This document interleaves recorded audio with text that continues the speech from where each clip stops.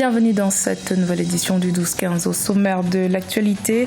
Malgré la signature en février 2019 de l'accord de paix de Khartoum entre le gouvernement centrafricain et 14 groupes rebelles, son application sur le terrain rencontre encore des obstacles.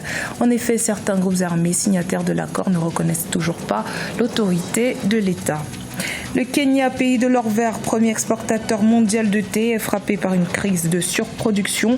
Pour y remédier, les autorités ont décidé de miser désormais sur la qualité plutôt que sur la quantité.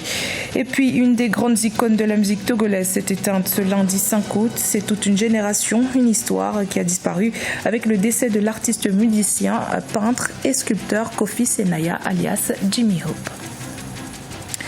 Mais tout d'abord, en Algérie, deux anciens ministres en poste sous le régime de l'ancien président Abdelaziz Bouteflika ont été placés en détention provisoire ce lundi 5 août. Il s'agit de l'ex-ministre des Travaux publics Abdelghani Zalane et de l'ancien ministre du Travail Mohamed El Ghazi. Ils sont poursuivis pour dilapidation de deniers publics, abus de pouvoir ou encore trafic d'influence. Notons que depuis la démission du président Abdelaziz Bouteflika en avril 2019, plusieurs de ses proches ont été arrêtés et entendus pour des faits relevant de soupçons de corruption. La mise en place effective de l'accord de paix de Khartoum peine à se faire en République centrafricaine.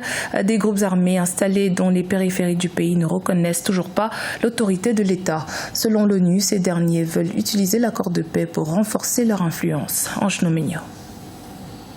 5 mois après la signature de l'accord de paix de Khartoum, des groupes armés continuent de rejeter l'autorité de l'État centrafricain.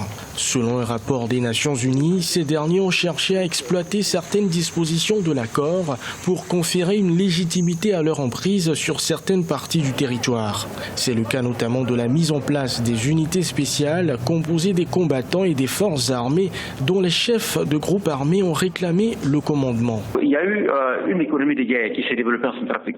Il fait qu'aujourd'hui, il est difficile pour ces acteurs politiques et ces chefs de guerre aujourd'hui de s'adapter à la normalité. Il est évident que ces accords remettent en cause beaucoup d'intérêts économiques et financiers, non seulement des chefs de guerre, mais de quelques hommes d'affaires qui sont notamment dans le secteur du diamant. Les experts de l'ONU ont également documenté la poursuite de l'armement par certains groupes armés. Si ces derniers se sont engagés à cesser les hostilités contre les civils, des éléments membres de groupes armés signataires de l'accord ont commis presque chaque jour des violations des droits de l'homme et du droit international humanitaire, selon les experts. Certains groupes armés, pour des raisons qui sont les leurs, prennent les pieds à se ranger dans cette dynamique de paix. Mais ce qui est sûr, le mécanisme de mise en œuvre de cet accord est en bonne voie. À en croire le processus du bras de der qui est déjà lancé. Pour favoriser le retour de l'État, le redéploiement de l'armée en région a débuté, mais il se heurte à de nombreuses difficultés. Le rapport note que les forces armées centrafricaines ne sont pas toujours autorisées par les groupes armés à patrouiller. Des accords de cessation des hostilités ont été signés par plusieurs groupes armés, Peul et Dogon, des régions de Mopti et de Ségou dans le centre du Mali. Ces accords ont été signés en marge d'une visite du Premier ministre Boubou Cissé. Ils devraient favoriser la libre circulation des biens, des personnes et des agences humanitaires. Rappelons que le 23 mars 2019, des violences intercommunautaires dans le village de Gossagou avaient fait près de 160 morts. Réforme agraire en Afrique du Sud. Un rapport du panel présidentiel préconise une expropriation foncière plus nuancée. L'expropriation sans compensation envisagée par le gouvernement sud-africain afin de corriger les inégalités héritées de l'apartheid doit tenir compte de la diversité des situations sur le terrain. Les précisions d'Ange Noménia. L'expropriation des terres sans compensation envisagée par le gouvernement sud-africain doit tenir compte de la diversité des situations sur le terrain. Selon le panel présidentiel nommé en septembre 2018 pour détailler les termes de la dite réforme, il est important que le projet spécifie plus clairement les situations dans lesquelles l'absence de compensation sera appliquée. Par exemple, indique le comité, les individus ayant acquis les terres depuis 1994 ne devraient pas être traités de la même manière que ceux qui en ont hérité. Le gouvernement s'efforce de ne pas créer ici une situation à la zimbabwéenne où les terres existantes feraient l'objet d'un accaparement désordonné et de ce fait, il essaie de canaliser cette politique de redistribution de telle manière qu'elle ne débouche point sur un désordre économique. Cette différence dans l'approche vaut également pour les actionnaires institutionnels qui détiennent de grands parcs immobiliers et les familles dont les terres sont des moyens de subsistance. En un mot, il faut garder le meilleur de ce qu'aura produit l'agriculture aux mains de la minorité blanche. Il faudrait en même temps développer des mécanismes d'accompagnement de paysans comme les entrepreneurs. La redistribution forcée des terres est devenue un élément essentiel pour le Congrès national africain, ANC. Le parti au pouvoir tente ainsi de regagner le soutien des électeurs noirs pauvres qui souffrent toujours de fortes inégalités raciales, 25 ans après la fin du régime de l'apartheid. Dans l'actualité également, 3 groupes parlementaires de l'opposition ivoirienne ont annoncé ce lundi 5 août avoir saisi le Conseil constitutionnel pour changer la loi sur la réforme de la commission électorale indépendante. Adoptée il y a une semaine, cette réforme est loin de faire l'unanimité à un an de l'élection présidentielle alors que la CEI est chargée d'organiser ce scrutin. En faisant vivre plus de 4 millions de Kenyans, la filière thé représente un secteur clé pour l'économie du Kenya. Leur verre représente un quart des revenus d'exportation, soit plus d'1 milliard d'euros, ce qui permet au pays de garder son rang de premier exportateur de thé au monde. Cependant, la surproduction de cette denrée affecte le prix à la vente. Les autorités ont donc décidé de miser sur la qualité. Nathalie Mo. C'est la première fois en 5 ans que les prix du thé sont fixés en dessous de $2 au Kenya. Ce produit s'est échangé aux enchères hebdomadaires du port de Mombasa à $1,80 le 2 août 2019. L'Association pour le commerce du thé en Afrique impute cette baisse à l'offre excédentaire et à la faiblesse de la demande sur les principaux marchés d'exportation.